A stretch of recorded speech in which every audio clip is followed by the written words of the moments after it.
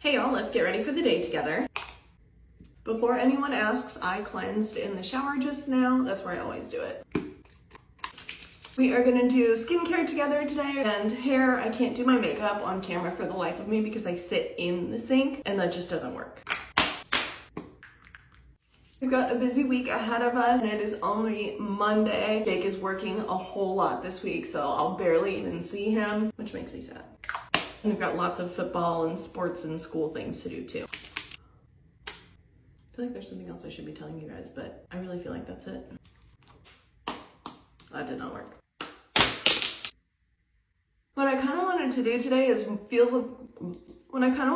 today feels more like a birthday post. I never did it around my birthday, so I figured we'd do it today. While I do my hair, I'm gonna share advice that I've learned and taken into account in my 20s and 30s. And I'm still learning them and reminding myself of them like every day. Almost forgot sunscreen.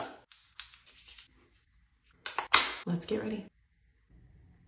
Okay, makeup is done for the most part. I guess I'll call these lessons that I've learned in the last decade that have shaped who I am. A little bit of hair oil.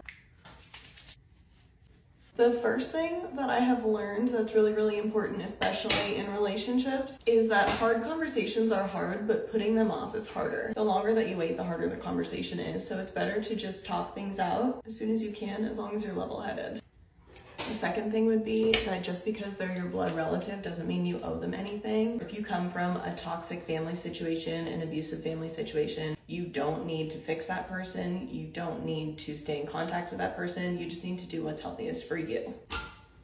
It is okay to change your mind upon learning new information. That can be about so many things in life, what you want to do, who you want to be with, what your political views are. You can change your mind, but it's also really important to know what your morals and convictions are and what you stand for in life.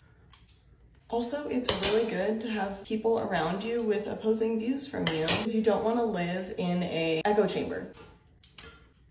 Saying yes to things and being a doer is one of my biggest pieces of advice when it comes to making new friendships, especially in your 20s and 30s. The best friendships that I've made since moving to Nashville are the ones where, say, I've connected with someone, meeting them for the first time, and at the end you always say, oh, we should get together for XYZ. Then I immediately text them, say, hey, let's get a date on the calendar, do XYZ. But then that leads into my next piece of advice, which is only invest in people that invest in you. For a long time, I was the girl that would make all the plans, make all the phone calls, do all the things, and it got exhausting. Now I just invest in the people that I've noticed do the same in return. Those are the ones that really want to see you, want to be involved in your lives. If you wait until you're ready to do something, you probably waited too long. You'll never be ready to have a kid fully, never be ready to take that next career leap. You'll never be ready to fully start posting on social media because that's what you want to try doing. And if you do wait until it's totally perfect, you probably waited too long.